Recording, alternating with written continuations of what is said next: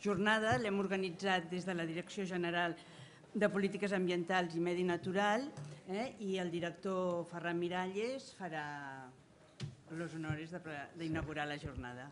Els honors, molt bé. Si us serveix de consol, jo sóc dels que fa una estona també he anat al carrer Buenos Aires i li han dit que la jornada era aquí. Per tant, passa a les millors cases. Bé, part de que hagi passat això i esperem que a poc aquestes persones que m'han dit de l'ordre d'una dotzena que estan venint cap aquí, mentre s'incorporen, part d'aquest problema es deu a precisament l'èxit d'aquesta jornada. I això el que demostra és que el tema té gràcia, que és un tema que no ens hem equivocat organitzant unes jornades sobre aquesta temàtica perquè la cosa genera expectativa, genera debat, és un tema, repeteixo, important. A veure, centro un moment el que avui ens ocupa i precisament per fer palès aquesta importància i aquest punt central del que seria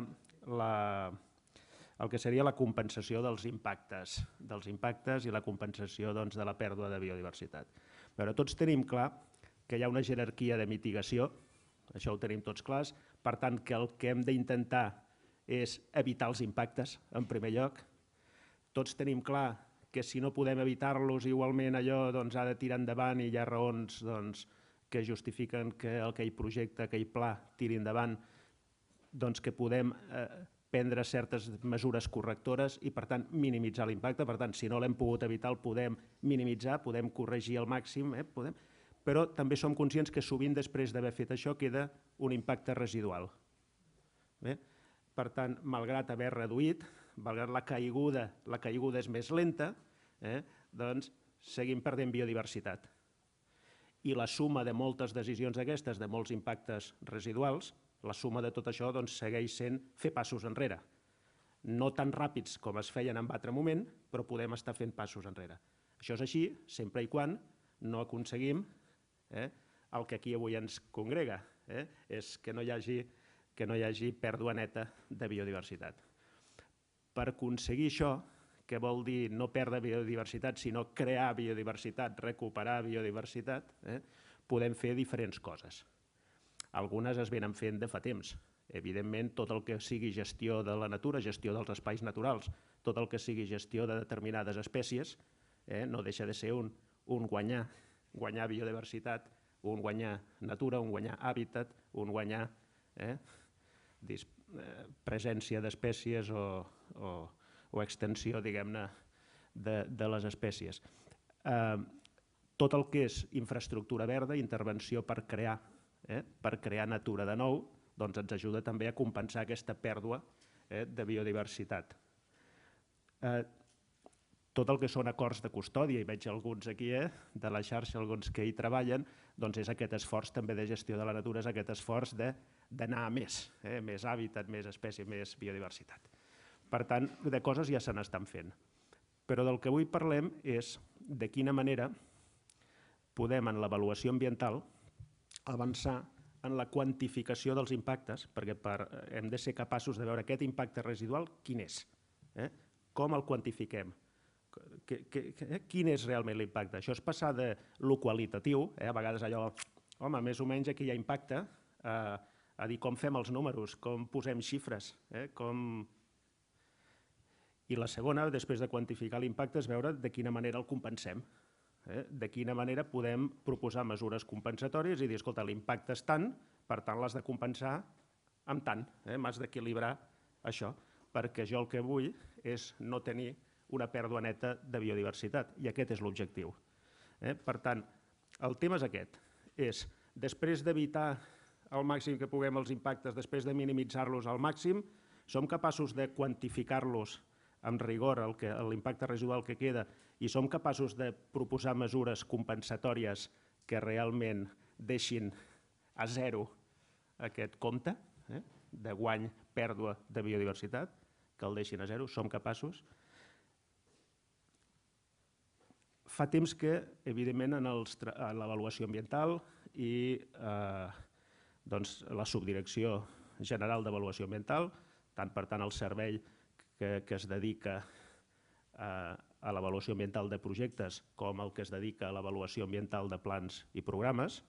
Tots dos, evidentment, fa temps que van incorporant a l'avaluació ambiental aquest esforç per quantificar l'impacte residual i aquest esforç perquè es proposin mesures compensatòries i que els estudis d'impacte ambiental en tot el procés realment ens mullem i ens prenguem en sèrio que no n'hi ha prou en minimitzar l'impacte, sinó que el balanç ha de ser com a mínim zero, sinó positiu. I per tant fa temps que això es treballa. En aquests moments ja està molt madur un document de criteris per la compensació. Per tant, han estat treballant a fons i us ho explicaran després en més detall, la Paula, en la seva intervenció especialment, us explicarà en quin grau de maduresa tenim aquests criteris de compensació. Per tant, a banda del que es ve fent i de la pràctica, s'ha fet un destil·lat de l'estat de l'art, una sèrie de recomanacions, una sèrie de pautes que haurem de mirar d'anar socialitzant i que tots els promotors, i especialment els equips que miren d'integrar ambientalment els projectes i els plans, els tinguin en compte. Per tant, aquests són uns criteris que acabarem de madurar, espero, en breu, que se'n farà difusió, que es penjaran a la web, que es divulgaran dins el sector de l'avaluació ambiental, etc. I, per tant, entenem que serà un pas més. A banda d'això, dels criteris de compensació, que de fet és l'objectiu, doncs sabeu que fa temps que es parla d'un instrument, que són els bancs de conservació de la natura, que de fet són una eina que podria ser útil per facilitar aquesta compensació. A vegades costa trobar mesures compensatòries adequades, te les has d'inventar cas per cas. Uns bancs de conservació de la natura podrien ser un instrument que fes fàcil que els promotors poguessin compensar els impactes d'aquells projectes o plans que promouen de manera sistemàtica, quantificada, fàcil, etc. Però aquests instruments dels bancs de conservació de la natura no estan exempts també de contres. Tenen uns quants pros, ajuden a coses, però també hi ha un cert debat aquí. No és un instrument en el qual hi hagi consens. De fet, avui tenim ponents interessantíssims perquè ens donaran una visió del que passa als Estats Units, ens donaran una visió del que passa a la resta d'Espanya, ens donaran una visió dels bancs de conservació en l'esfera a escala internacional. També hi ha una intervenció, que és l'última, que ens expliquen una mica com funciona la compensació, les mesures de compensació a França. I França, per exemple, no han optat pels bancs, pel que sabem, pel que em deien, no han optat pels bancs de conservació de la natura, precisament per alguns inconvenients, no han quallat. I també és interessant que ens expliqui per què no ha quallat això, perquè això ho han desestimat, si més no de moment, perquè nosaltres, com a departament, també estem fent un esforç en aquest àmbit. Fa ja bastant temps que es treballa i s'han fet diversos estudis ja per anar perfilant aquesta possible eina del Banc de Conservació de la Natura. Aquest any, per raons pressupostàries, hi havia 2 o 3 estudis que s'havien de fer per acabar de concretar l'operativa, els aspectes jurídics de l'instrument, s'havia de fer això.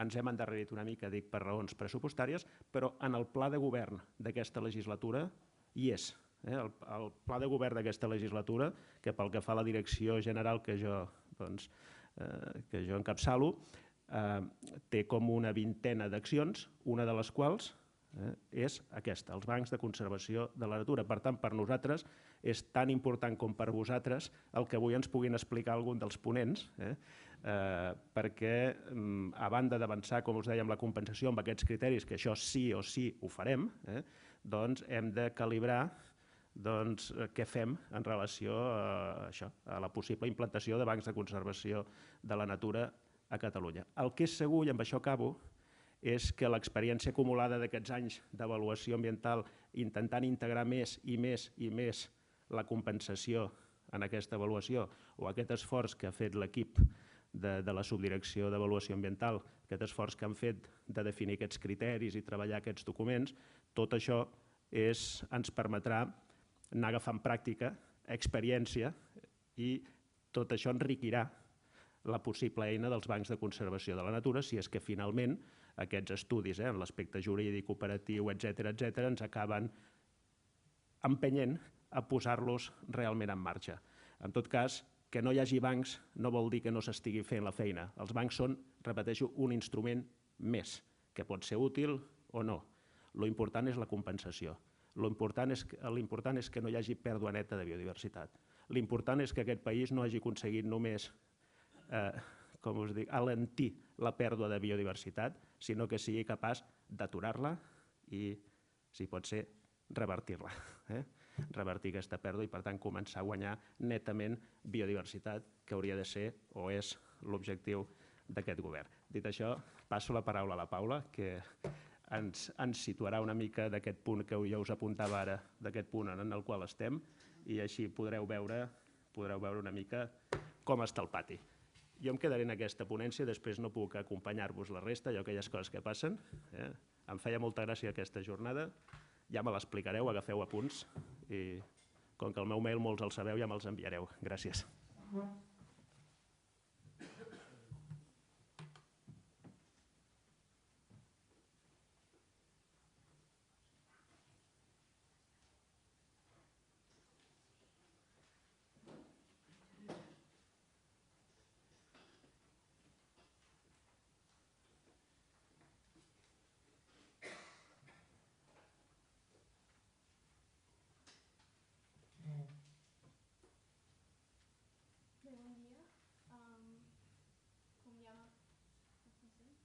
Ara? Jo soc la Paula Bruna, soc tècnica del Servei de Projectes d'Avaluació Ambiental. Explicaré una mica la feina que estem portant a terme per integrar la no pèrdua neta de biodiversitat en l'avaluació ambiental, com ha explicat el Ferran. Primer de tot demanaré disculpes perquè faré la xerrada en castellà per cortesia amb els nostres convidats, ja que ells han fet l'esforç, els convidats francesos han fet l'esforç de fer la seva xerrada en castellà, estalviant-nos tot el tema de traducció. Si m'ho permeteu, jo la faré també en castellà. Entonces haré mi presentación en castellano, aunque como podéis ver las diapositivas están en catalán, así que ya pido disculpas de antemano si hay una mezcla de idiomas en algún momento. Mi intervención tiene tres partes. En la primera haré una breve contextualización sobre el problema y se expondrán los puntos de partida y por qué estamos hablando ahora y aquí sobre compensaciones y bancos de conservación. Y después explicaré los trabajos que hemos llevado en paralelo sobre el impulso de las compensaciones de impactos ambientales y la propuesta de bancos de conservación de la naturaleza. Ya os avanzo que no es una propuesta cerrada ni acabada, ni mucho menos, es una propuesta que estamos trabajando. Y ya veréis que los dos temas están muy relacionados uno con el otro.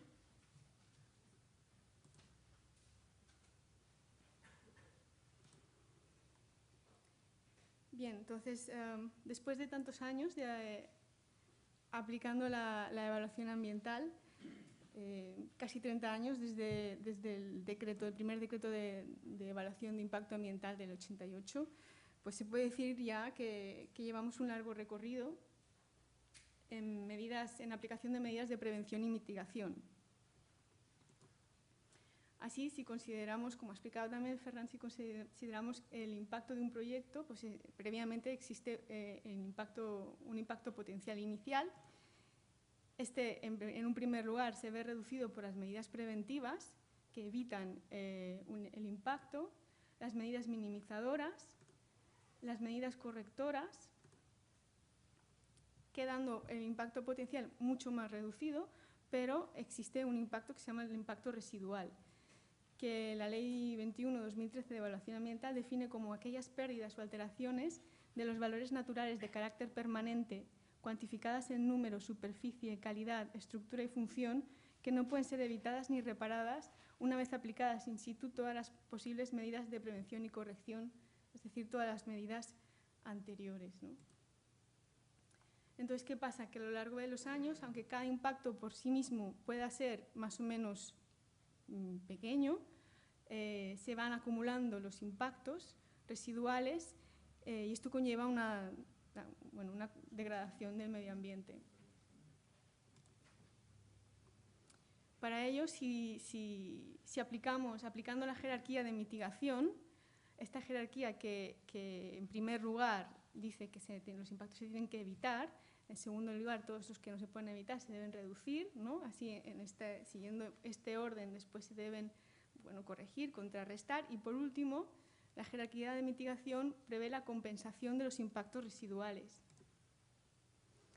o incluso generando una ganancia de biodiversidad si es posible.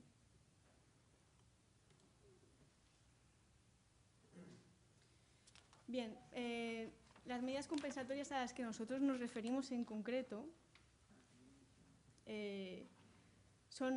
las define la Ley de Evaluación Ambiental, que son las medidas específicas incluidas en un plano o proyecto que tienen por objeto compensar lo más exactamente posible su impacto negativo sobre las especies o el hábitat afectado. Es decir, nosotros cuando hablamos de medidas compensatorias nos referimos a aquellas que van dirigidas a la no pérdida neta de biodiversidad, es decir, la compensación total y equivalente de los impactos residuales, incluso obteniendo una ganancia en biodiversidad.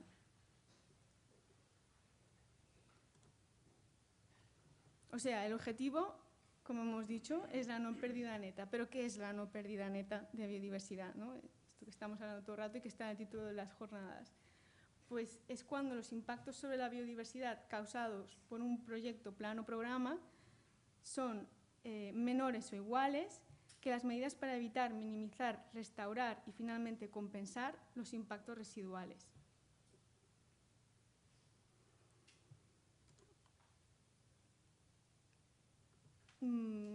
Vale, una vez explicado qué son las medidas compensatorias y la no pérdida neta, ¿qué se está haciendo actualmente respecto a la compensación de impactos, ¿no? ¿Cómo está el panorama? Pues bueno, podemos decir que en el marco de la Red Natura 2000, la Directiva Hábitats prevé, dentro de la adecuada evaluación de las repercusiones de todos los planes y proyectos que tengan lugar en los espacios de Red Natura 2000, se prevé que cuando las conclusiones de la evaluación sean negativas, pero por razones imperiosas de interés público de primer orden deba desarrollarse el plan o proyecto, se deberán tomar en cuenta medidas compensatorias, las que sean necesarias para garantizar la coherencia global de Natura 2000, ¿no? Es decir, que en el marco de Natura 2000 se tienen en cuenta las medidas compensatorias en los espacios y cuando afecte de manera crítica, digamos, a valores de Natura 2000. En el resto del territorio, ¿no? En el territorio en general, el marco legal sería la Ley de Evaluación Ambiental 21-2013, que determina que en el estudio de impacto ambiental, debe tener en cuenta, además de las medidas preventivas y correctoras, que ya estamos habituados, las compensatorias también para reducir, eliminar o compensar los efectos ambientales significativos. O sea, la Ley de Evaluación Ambiental contempla las medidas compensatorias. En el anexo 6 sobre el estudio de impacto ambiental,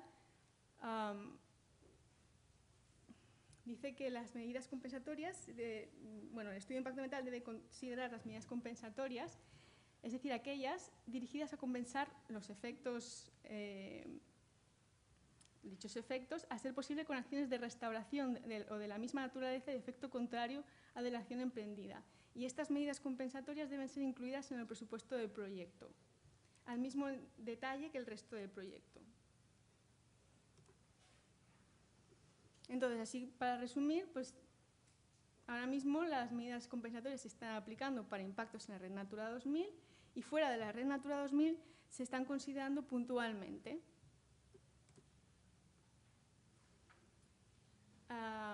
Entonces, en general no hay una compensación sistemática y equivalente al impacto generado en las evaluaciones ambientales.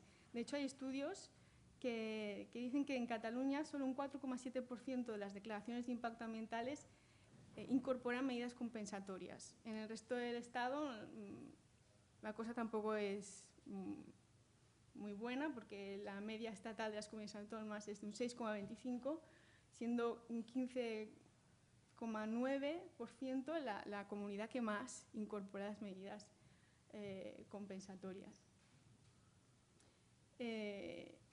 Otro ejemplo, entre el 2006 y el 2007, solo menos del 33% de las declaraciones de impacto ambiental del Estado contenieron alguna medida compensatoria.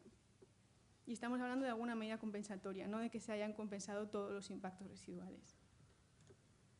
Por tanto, estamos lejos del escenario de otros países y de las recomendaciones de la Comunidad Europea en cuanto a no pérdida neta y compensaciones generalizadas.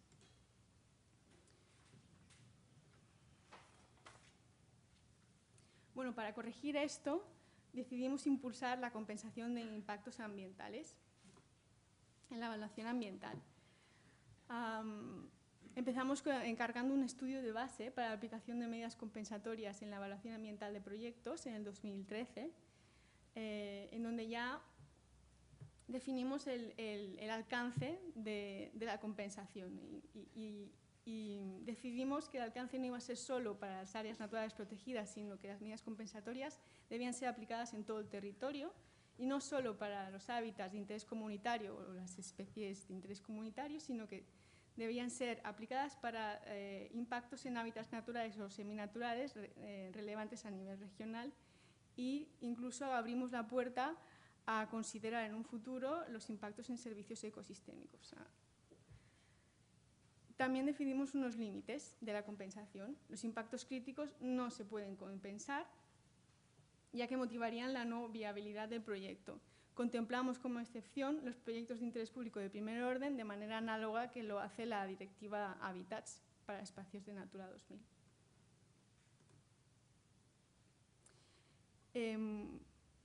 Últimamente hemos estado trabajando en la elaboración de criterios para la sistematización de la compensación en la evaluación ambiental. Este es un documento que, como ha avanzado Ferran, en breve lo publicaremos en nuestra página web, y que representa como un primer paso en la sistematización de las compensaciones. Lo que pretendemos es aplicar los criterios básicos de compensación. Es un documento sencillo de criterios básicos con una metodología simplificada y adaptable en cada caso, para cada caso, ¿no? ¿Por qué? Porque los objetivos son comenzar con la implementación de la compensación de impactos de manera generalizada y en especial las compensaciones en biodiversidad, familiarizarse con los conceptos de la compensación y aprender, empezar con una fase de aprendizaje por parte de todas las partes implicadas en la compensación en el marco de evaluación ambiental, promotores, consultorías ambientales, pero también nosotros mismos, los técnicos de la administración. Y eso, y en breve estará publicada en nuestra página web. Entonces, ¿a quién va dirigido este documento? Pues va dirigido a los planes, programas y proyectos sometidos a evaluación ambiental con impactos residuales significativos inevitables en el marco de la jerarquía de mitigación que ya hemos explicado previamente. Entonces, los planes y programas en el estudio ambiental estratégico y los proyectos en los correspondientes documentos ambientales de evaluación de impacto ambiental simplificada o bien el estudio de impacto ambiental deberán contener, en primer lugar, la identificación y cuantificación de los impactos residuales significativos, una propuesta de compensación para cada tipo de impactos identificados y, por último, una propuesta de programa de seguimiento y control de las medidas compensatorias. Entonces, como hemos dicho, ¿cuáles son los impactos susceptibles de compensación? Son los impactos residuales, significativos, permanentes, inevitables. Es decir, aquellos impactos que supongan una pérdida significativa de algún valor natural que no se pueda evitar, insisto, en el marco de la jerarquía de mitigación, minimizar o corregir, y que tengan un carácter permanente o de larga duración. Para valorar la significancia del impacto se tendrá en cuenta la magnitud del impacto por sí mismo, pero también el impacto acumulado, la relevancia del valor natural afectado y la viabilidad de su compensación. Insistimos, y no se compensan los impactos críticos que se consideren inaceptables. Bien, hemos establecido unos criterios para el diseño de medidas compensatorias. Una vez se han identificado los impactos residuales, se procederá al diseño de medidas compensatorias. Siguiendo estos criterios están basados en criterios internacionales que más adelante explicaré en el contexto de los bancos de conservación, que son una equivalencia entre el tipo de impacto y el tipo de compensación, de mejora, digamos. Proporcionalidad entre la magnitud del impacto y la ganancia en biodiversidad o la ganancia ambiental obtenida mediante la compensación. Una aproximación geográfica entre el lugar donde se produce el impacto y el lugar donde se compensa. Evidentemente, las medidas compensatorias deben ser viables técnicamente, ambientalmente y económicamente. Deben proporcionar una adicionalidad respecto a la situación sin medida compensatoria, es decir, deben proporcionar una adicionalidad respecto a las obligaciones que ya los titulares o la propia administración tienen respecto a la mejora del medio ambiente, bien sea respecto a la situación actual o bien sea respecto a una situación tendencial. No deben comportar impactos negativos y deben ser de larga duración, a poder ser de la misma duración del impacto. O sea, que las medidas compensatorias deben durar tanto como dure el impacto. Y deben ser incluidas en el presupuesto del plan, programa o proyecto en cuestión. Vale, ¿cuáles son los impactos? Como hemos dicho, en este documento hicimos especial hincapié en la compensación de impactos sobre biodiversidad, ¿no? Entonces, aparte de establecer los criterios generales para compensación, establecimos unos criterios específicos para la compensación de impactos en biodiversidad, donde vamos un poquito más allá, detallamos un poquito más esta metodología. Bien, entonces los impactos sobre biodiversidad susceptibles de compensación serían los hábitats naturales y seminaturales. Aquí establecemos dos categorías para priorizar. Primero serían los hábitats prioritarios, que serían los hábitats de interés comunitario o hábitats de especies de interés comunitario, los hábitats de especies del catálogo de especies amenazadas o los hábitats amenazados que se definan para Cataluña. Y luego estarían otros hábitats naturales y seminaturales con interés para la biodiversidad. Y además también son susceptibles de compensación los espacios con valor como conector ecológico.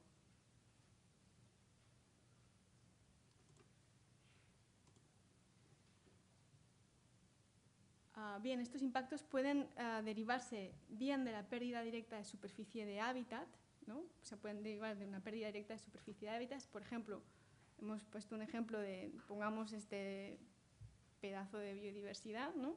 Este cuadrado de biodiversidad y el proyecto o el plan de una carretera. Pues la pérdida directa sería la ocupación de la superficie que ocupa la calzada.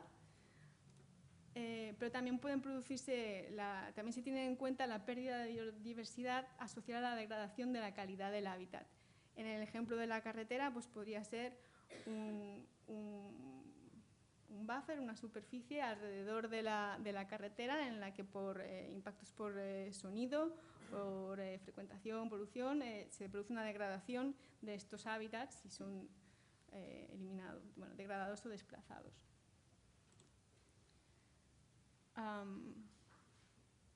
Bien, para el diseño de las medidas compensatorias en el caso de pérdida de biodiversidad, estas se tendrán que definir para cada tipo de hábitat o especie afectada. O sea, cada medida de compensación se definirá para cada tipo de hábitat o especie impactada. Bueno, el conjunto de medidas que el impacto requiera, ¿no? Y estas pueden ser actuaciones de mejora del estado de conservación de hábitats existentes, o también pueden consistir en corrección de presiones, amenazas o factores de riesgo que eviten el empeoramiento del estado de conservación, o bien la creación de hábitats, pero por este orden. Nosotros creemos que es prioritario, más que la creación de hábitats, que supone bueno, es más complicado, supone un riesgo asociado de realmente conseguir los objetivos de conservación y de llevarlo a cabo, resulta más interesante las actuaciones de mejora del estado de conservación y, en segundo lugar, la corrección de presiones, amenazas o factores de riesgo. O sea, sería por este orden.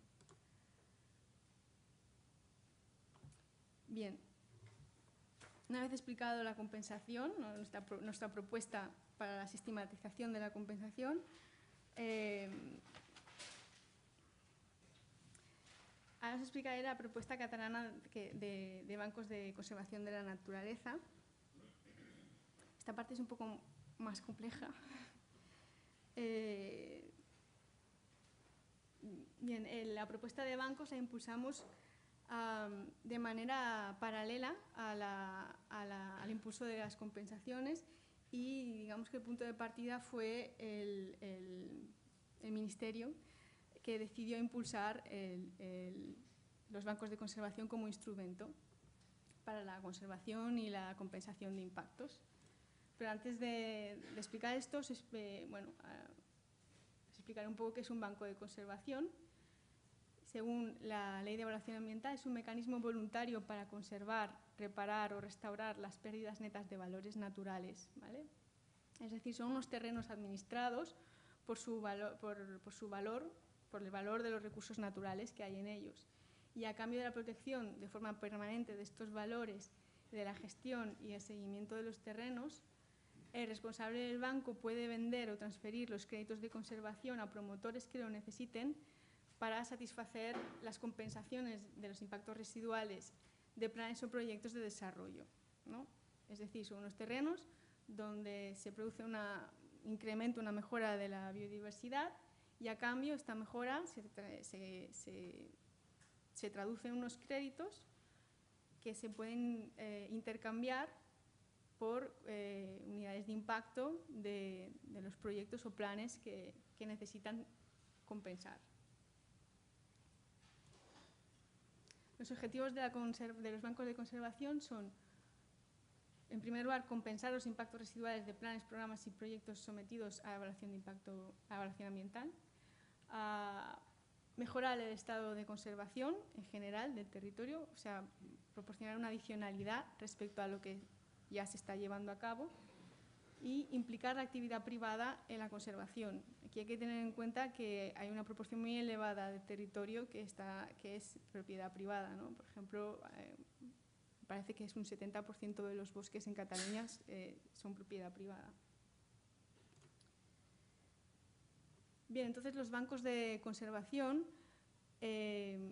aportan respecto a las medidas compensatorias, lo que hacen es facilitar la compensación porque aportan un proyecto ya ejecutado, entonces garantizan que la mejora ambiental se ha hecho ya a priori antes de desarrollar el proyecto o el plan, y garantizan que esta mejora es esa porque se ha conseguido, ya se ha desarrollado, y además permiten una planificación más coherente de las medidas compensatorias. En vez de que cada proyecto se busque su compensación y esto al final quede como distribuido por el territorio, puede permitir una planificación de la localización de estas medidas.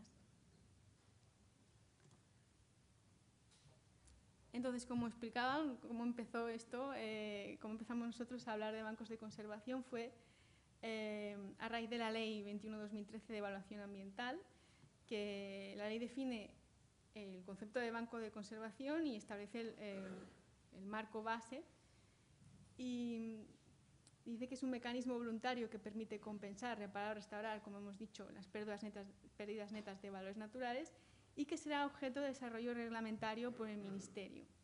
Bien, pues a raíz de aquí se formó un grupo de trabajo específico para la elaboración del reglamento de regulación de los bancos de conservación de la naturaleza, al cual nosotros fuimos invitados y participamos.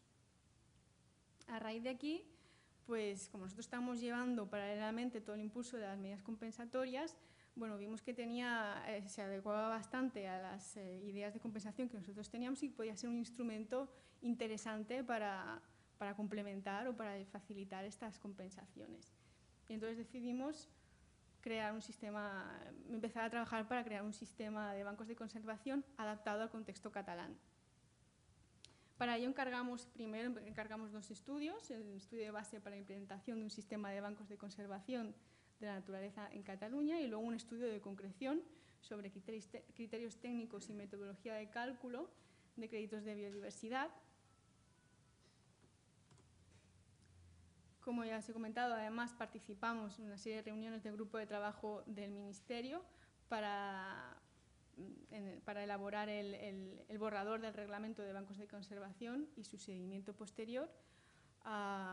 Creo que David Álvarez explicará en su ponencia más detalladamente este tema, por lo tanto yo no mencionaré mucho el reglamento, el borrador del reglamento. Además, nos incorporamos al BBOP, Business and Biodiversity Offsetting Program, que sería como la organización internacional de referencia en temas de compensación, de no pérdida neta y de bancos de conservación. Y de hecho hospedamos la reunión anual del BBOP en Barcelona. Establecimos algunos contactos con experiencias internacionales para ver qué se estaba haciendo en otros lados. Bueno, no lo he comentado, pero los primeros estudios también nos hicieron como una explicación sobre cómo se estaba llevando a cabo las compensaciones y en concreto los bancos de conservación en otros lugares del mundo, desde su origen en Estados Unidos a Alemania, Inglaterra y otros contextos. Y a partir de aquí pues decidimos visitar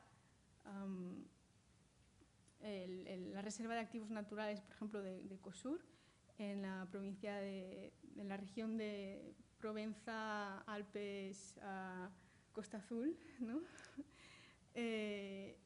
Y también visitamos a Aldreal, donde Luis de Sousa trabaja, para intercambiar opiniones sobre la compensación y bancos. Con esto ya establecimos unas primeras ideas sobre para dónde queríamos tirar nuestro sistema de bancos de conservación y entonces organizamos unas primeras jornadas de dinamización con unas sesiones participativas de carácter sectorial para un poco estudiar la opinión que tenían los diferentes grupos implicados en las compensaciones de evaluación ambiental, ¿no? Desde grupo de infraestructuras y proyectos, el grupo de mundo rural y propietarios de la tierra y el grupo de medio ambiente y biodiversidad, ¿no? Unas entidades representantes con entidades representantes de cada uno de estos grupos, pues establecimos un primer acercamiento respecto a estos temas. Paralelamente, como os he dicho, seguíamos impulsando la compensación de impactos residuales, alimentándose un tema con el otro, ¿no? Todo lo que íbamos aprendiendo en bancos también lo aplicábamos en la compensación. Y ahora nos encontramos aquí exponiendo públicamente los trabajos que hemos hecho en estos 2 temas con el objetivo de también un poco abrir, introducir estos conceptos y abrir un poco el debate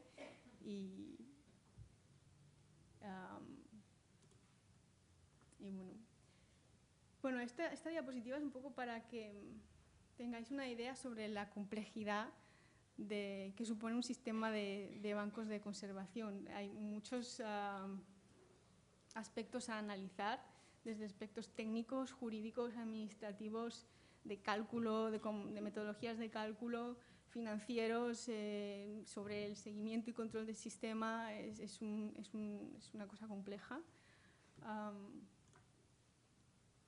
Pero empezaremos con las bases, ¿no? Los criterios en los que en principio se asentaría nuestra propuesta. Hemos considerado 3 tipos de criterios. Los criterios generales, que serían las buenas prácticas internacionales que han definido organismos como el BBOP, que os he comentado que es esta organización de referencia, también que se mencionan en los documentos de la Comunidad Europea respecto a bancos de conservación. En segundo lugar, tenemos en cuenta los criterios estatales de referencia. Y, en tercer lugar, definimos los criterios que para nosotros eran más relevantes, aunque sean criterios que ya estaban contemplados internacionalmente o en el marco estatal, aquellos que para nosotros eran especialmente relevantes y que iban a definir nuestro sistema.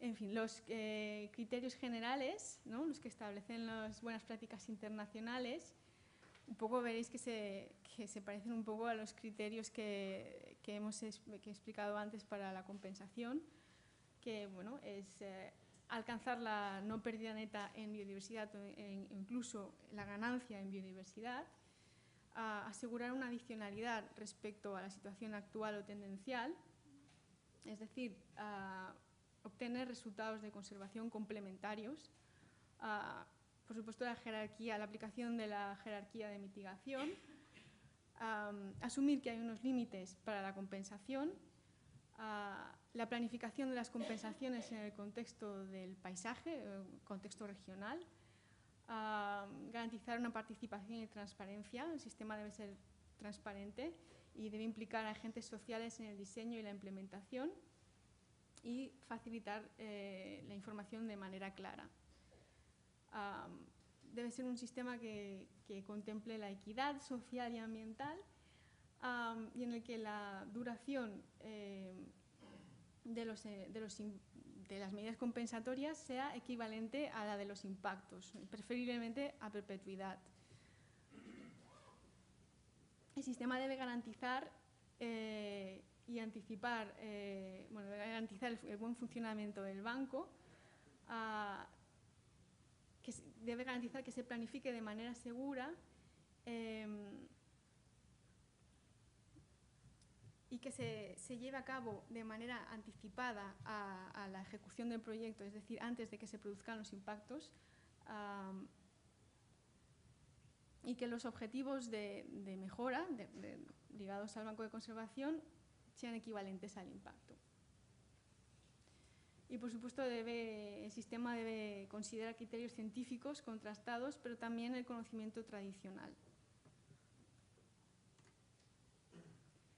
En cuanto a los criterios estatales de referencia, los resumimos, los más relevantes serían la facilitación de la participación de la iniciativa privada, la mejora de la eficiencia y la calidad de las medidas compensatorias, la mejora del estado de conservación de los hábitats naturales y especies amenazadas y el cumplimiento otra vez del principio de la jerarquía de mitigación, la adicionalidad y la no pérdida neta de biodiversidad, esos otros criterios que estaban en el marco internacional. Bien, nosotros damos especial relevancia a los siguientes criterios que definen un poco, dan un poco la idea de hacia dónde queremos ir, que es, nosotros apostamos por una compensación de todos los impactos residuales, es decir, por la mejora de la matriz en general más allá de los espacios protegidos. Por lo tanto, de manera análoga que las medidas compensatorias, los valores naturales objeto de conservación para un banco de conservación serían, otra vez, los hábitats naturales y seminaturales en general, estableciendo estas dos prioridades, ¿no?, los hábitats prioritarios y los otros hábitats naturales y seminaturales de interés para la biodiversidad, y también serían objeto de conservación para un banco de conservación los espacios con valores con valor como conector ecológico. Y bueno, como ya hacíamos en el marco de las compensaciones, abrimos la puerta al servicio, a la inclusión de servicios ecosistémicos en la conservación, ¿no?, en ser contemplados en los bancos de conservación, aunque aún esto es una cosa que está en estudio y ya la dejamos para fases posteriores. El tipo de compensación que nosotros proponemos es de igual por igual o superior. ¿Qué quiere decir esto? Bueno, esto es cuando se conservan componentes de biodiversidad que son de la misma o mayor prioridad de conservación que los afectados por el proyecto de desarrollo que adquiere los créditos de este banco, ¿no? Es decir, son compensaciones que están dirigidas a las mismas especies o hábitats impactados o grupos funcionales similares o superiores en un rango de interés de conservación, ¿no? Esta validación se lleva a cabo en el marco de la evaluación ambiental, ¿vale? O sea que hay unas garantías en el marco de la evaluación ambiental. Aquí hemos puesto unos ejemplos para que se entienda un poco lo que es la compensación de igual a igual o superior, que es, por ejemplo, imaginemos un impacto en un robledal. Este podría ser compensado en un banco de conservación que realice actuaciones de mejora en otro robledal, o bien en un banco de conservación que haya llevado a cabo actuaciones de mejora, por ejemplo, en una verneda, ¿no? Que sería, nos puede interesar en según qué ámbitos igual mejorar el estado de conservación de otro hábitat que no sea el mismo, que pueda tener más interés teniendo en cuenta su grado de amenaza, su vulnerabilidad, su excepcionalidad. Otro ejemplo sería el caso de las pinedas, ¿no? Que las pinedas de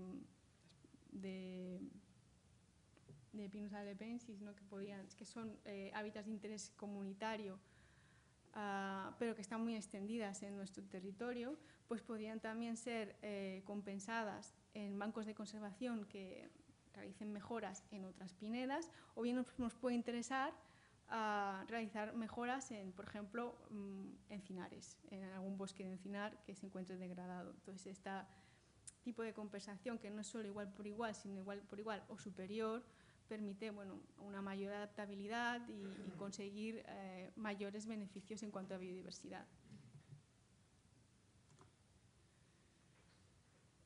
Es muy importante para nosotros que este sistema garantice una verdadera mejora respecto a la situación sin bancos. Por tanto, se debe evitar el solapamiento con las obligaciones adquiridas, porque pensamos que la adicionalidad es clave en este sistema para que funcione. Entonces, también para maximizar la ganancia, prevemos que exista una planificación o la definición de áreas prioritarias de actuación, es decir, unas áreas en donde se vería potenciado de alguna manera la creación de bancos de conservación allá, porque resulta más interesante desde el punto de vista de la conservación, porque se pueden adquirir mayores beneficios en cuanto a la biodiversidad. También prevemos la posibilidad de crear bancos en suelos públicos gestionados por la Administración. Bueno, como ya hemos comentado antes, los sistemas de bancos pueden ser sistemas muy complejos. Nosotros queremos diseñar uno que fomente la creación de bancos de conservación, y por eso queremos que sea un sistema lo más sencillo posible dentro de la complejidad de este tipo de sistemas, pero que sea fácil y atractivo para la oferta y la demanda. Y para ello también, tenemos previsto crear instrumentos para el fomento de la oferta y la demanda y del intercambio y el contacto entre compradores y vendedores de créditos. Para también fomentar la creación de bancos, hemos contemplado la posibilidad de intercambiar créditos de conservación antes de la ejecución del plan de gestión con las garantías adecuadas. Esto lo dejo aquí, pero ahora más adelante lo explicaré un poquito mejor. Respecto a las garantías adecuadas, pensamos que las garantías, que sea en el marco de la evaluación ambiental y en las resoluciones ambientales, las declaraciones de impacto ambiental, las que ofrecen esta garantía de validación del intercambio entre impactos y créditos de conservación. Y por supuesto también incorporamos como criterio el fomento de la participación ciudadana de los agentes sociales, tanto en la definición del sistema de bancos y en la tramitación, como en la tramitación, la gestión y el seguimiento de estos. Bueno, yo no explicaré con todo detalle todos los pasos de un banco, del sistema de bancos de conservación, pero sí que hemos pensado que es interesante apuntar un poco cómo se calculan las unidades de crédito y las unidades de impacto, ¿no? Y qué son, ¿no? Por ejemplo, desde el punto de vista de los bancos de conservación, los créditos de conservación se calculan por hectáreas y dependen también del estado de conservación del hábitat o la especie en cuestión. Y estos créditos pueden venir dados por una mejora del estado de conservación o bien por evitar o corregir presiones, amenazas o factores de riesgo. Por el otro lado, por el lado de los proyectos, lo que se generan son unidades de impacto, que también son hectáreas y que también son hectáreas para cada tipo de hábitat o especie afectada o conector ecológico. Los créditos de conservación se pueden intercambiar por unidades de impactos, teniendo en cuenta que el intercambio será para cada tipo de hábitat o especie impactada, con el de igual a igual o superior que hemos hablado antes, dentro del área de distribución natural de la especie y dentro de la misma unidad biogeográfica. Bueno, un poco para que lo veáis, aunque está en estudio, la manera de calcular los créditos y los impactos, nosotros nos basamos en la clasificación que propuso el Ministerio. El Ministerio propuso una clasificación del estado de conservación del hábitat de la especie en 4 tipos: ausente, desfavorable, intermedio y favorable. Y los créditos o las unidades de impacto vienen de las mejoras que se dan en el salto de un tipo a otro, ¿no? Es decir, se obtendrán más créditos si pasamos de un hábitat con un estado de conservación desfavorable a uno favorable, que si pasas de un hábitat con un estado de conservación desfavorable a uno intermedio, ¿no? Nosotros hemos propuesto, además, pensamos que el paso, las mejoras dentro de esta categoría de intermedio y de favorable, es interesante que sea gradual, que no sea un salto, porque se pueden producir, de esta manera se tengan en cuenta las pequeñas mejoras que se produzcan, los pequeños saltos que se produzcan dentro de una misma categoría, ¿no? Y para la generación de unidades de impacto sería una cosa análoga, pasar de un estado a otro, aunque, bueno, digamos que cuántos puntos son cada estado todavía lo estamos estudiando. A partir de aquí, lo que se calcula es un cálculo base sobre los créditos de conservación o unidades de impacto, y aquí se añaden factores de multiplicación. Para los bancos de conservación se benefician aquellos que mejoren valores naturales de interés prioritario o aquellos que estén situados en áreas prioritarias de actuación, y para las unidades de impacto, digamos que se penaliza los impactos en valores naturales de interés prioritario de manera análoga, y también en caso de afectar bancos preexistentes, pues se sumarían los créditos perdidos por esta afectación. Luego también hay una serie de multiplicadores que se producen en el intercambio, como por ejemplo el multiplicador por distancia, ¿no?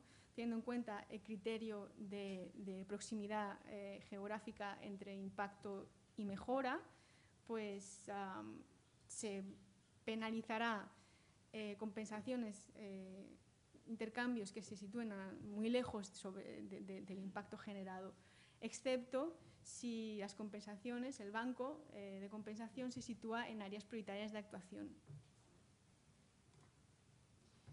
En fin, ¿cuándo se otorgan y se intercambian los créditos? Bueno, hay 3 fases. En la creación de un banco se puede resumir que hay 3 fases. La primera es la fase preparatoria de redacción del plan de gestión, que es donde se describe la propuesta y se detallan los objetivos de conservación a alcanzar, y es aquí donde se otorgan unos créditos potenciales que no son intercambiables a priori. A priori, con alguna excepción, que es lo que os he comentado antes, que os explicaría más detalladamente, que es que en algunos casos se puede intercambiar los créditos potenciales por unidades de impacto. ¿Por qué hemos considerado esta excepción? Porque De esta manera se agilizan las compensaciones más adecuadas para un impacto dado, es decir, imaginemos un proyecto con un impacto dado y que resulta más adecuado compensar en un banco de conservación que todavía está en esta fase, pues en vez de optar por otro banco de conservación que resulte menos adecuado, podemos facilitar este intercambio, ¿no? De esta manera también es una manera de potenciar la creación de bancos de conservación, o sea, que aparezcan propuestas de bancos de conservación y de manera que haya un abanico de posibilidades mucho más amplio para elegir aquella compensación más adecuada para el proyecto. Pero claro, esta compensación es una compensación a priori, es decir, antes de que se haya realizado la mejora y por tanto tiene un riesgo asociado. Para contemplar ese riesgo, lo que proponemos es que esta excepcionalidad se haga en el marco de la evaluación ambiental, que sea la declaración de impacto ambiental la que verifique, bueno, la que valide este intercambio, y además tiene una penalización por el riesgo de incertidumbre asociado. Bueno, entonces, para los casos normales, digamos que sería en la fase de creación o mejora de valores naturales cuando se otorgan los créditos de compensación que serán intercambiables por unidades de impacto. Y luego hay la tercera fase de mantenimiento de los valores naturales. Bueno, un poco esta diapositiva es para que veáis los principales agentes que intervienen, los promotores del banco o titulares del terreno, los gestores del banco, que pueden ser los mismos que los promotores o no, los compradores de créditos, la administración, que es la que valora y valida el sistema y hace seguimiento, el público interesado mediante la información, participación, colaboración, y las entidades externas con el asesoramiento y el seguimiento de los bancos de conservación. Claro que hay dificultades, muchas, y riesgos en este sistema, y nosotros queremos ser conscientes al máximo posible para poder minimizar estos riesgos y solventar al máximo posible las dificultades, ¿no? Hay riesgos asociados a la propia compensación, que es el riesgo de que no se produzca una verdadera adicionalidad.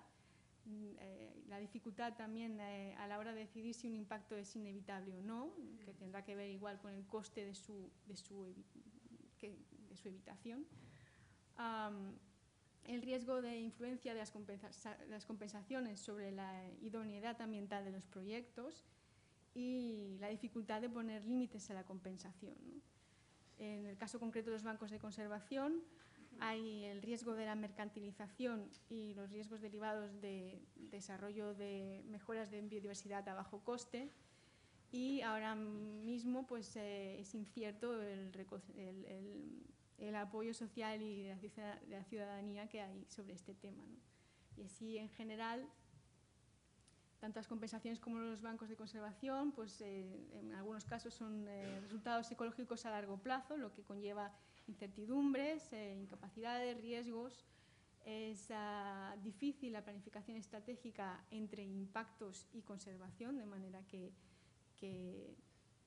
se encuentren en el tiempo. Y bueno, el riesgo asociado a la capacidad de supervisión, garantía de largo plazo, es una regulación compleja y el control administrativo, ¿no? Hay que ser conscientes de todos estos riesgos, pero también hay muchas oportunidades. Hay oportunidades para la conservación de la biodiversidad, que es que los bancos contribuyen a la reducción de la acumulación de impactos en el medio ambiente, incentivan la conservación, aportan una certidumbre de la ganancia medible de biodiversidad, se reducen los riesgos y se definen las responsabilidades del impacto a compensar, ya que en la mayoría de los casos la compensación se realizará a priori. Se ejecuta, como decía, la conservación previamente al impacto y se fomentan los proyectos de conservación en propiedad privada. Hay oportunidades para los propietarios de las tierras, que es una mejora del estado de conservación de las fincas y del entorno rural, una recuperación de la actividad rural necesaria para los objetivos del banco, como pueden ser pastos, siegas, posibilidades de obtener rendimientos económicos por las mejoras asociadas a la biodiversidad. El Banco de Conservación es un mecanismo que permite aplicar de manera práctica el concepto de servicios ambientales y ecosistémicos, y es una oportunidad para la diversificación de actividades económicas rurales. Desde el punto de vista de las entidades ambientales, bueno, pues los bancos de conservación suponen un fomento de empresas y agentes especializados en conservación y compensación de impactos. Esto conlleva oportunidades profesionales en cuanto al asesoramiento a promotores de proyectos, asesoramiento a propietarios de las tierras, por la elaboración de planes de gestión, su ejecución, su seguimiento, su control. Todo esto necesitará de los profesionales ambientales. También es importante en este contexto resaltar la experiencia de las entidades de custodia en el fomento de la biodiversidad en la propiedad privada. Y en este marco, pues, los bancos de conservación pueden ser una posibilidad de rentabilizar económicamente las mejoras ecológicas alcanzadas por las entidades de custodia en el marco bajo el paraguas de bancos de conservación. Bien, para los promotores de proyectos, pues los bancos de conservación facilitan el encuentro de espacios para compensar, facilitan su ejecución porque en la mayoría de los casos ya está ejecutado. Hay una certidumbre sobre el coste de la ejecución. El sistema ofrece garantías para conseguir las mejoras y también garantías de que las compensaciones son justas y proporcionales. Permite también la aproximación hacia el balance cero entre impactos y beneficios ambientales en el proyecto, dentro del marco del proyecto, y da visibilidad a las buenas prácticas ambientales y a la responsabilidad social corporativa. En general, para la sociedad, los bancos de conservación pues, pueden ser una oportunidad para internalizar los costes de la biodiversidad en el marco de la economía verde. También implican los agentes sociales y pueden ofrecer una transparencia de las transacciones y la posibilidad de participación, y pueden ser una oportunidad para el mecenazgo. Entonces, una vez explicados los trabajos dónde estamos ahora en cuanto a medidas compensatorias y bancos de conservación, cuáles son nuestros próximos pasos, pues ya continuar con el fomento de las medidas compensatorias en la evaluación ambiental, completar aquellos aspectos técnicos del sistema de bancos que nos queda por completar, que son muchos, por ejemplo, definir cómo se define el estado de conservación, definir más concretamente el cálculo de créditos y unidades de impactos residuales, etc. También establecer los procedimientos administrativos en cuanto a tramitación, aprobación y registro de los bancos, los fondos de garantía de los bancos, los sistemas de intercambio, acreditación de las entidades supervisoras, en fin, muchos puntos a definir todavía. Queremos preparar información y asesoramiento sobre los bancos de conservación para los agentes implicados y la ciudadanía, y seguiremos con las relaciones establecidas con el Ministerio, con entidades como el BIVOP y con los contactos establecidos, por ejemplo, con Francia, para seguir aprendiendo y ajustar nuestro sistema y sus procedimientos. Y también está previsto desarrollar una prueba piloto, una vez tengamos más definidos todos estos conceptos, para comprobar un poco cómo funcionan en la práctica. Y, por supuesto, durante todo el proceso, pues que haya una participación pública. Todo esto acabará con una normativa de regulación de los bancos de conservación, esperemos. Y ya por último, solamente apuntaros que la nueva ley catalana de evaluación ambiental, como sabéis, se está desarrollando, de evaluación de impacto ambiental, ya introduce como finalidad la no pérdida neta de biodiversidad y también introduce la aplicación de medidas compensatorias con el objetivo de no pérdida neta. Introduce también los conceptos de bancos de conservación de la natura, los define, su finalidad, sus objetivos, eso ya está previsto en la nueva ley. Y así, muchas gracias. Y hasta aquí mi presentación.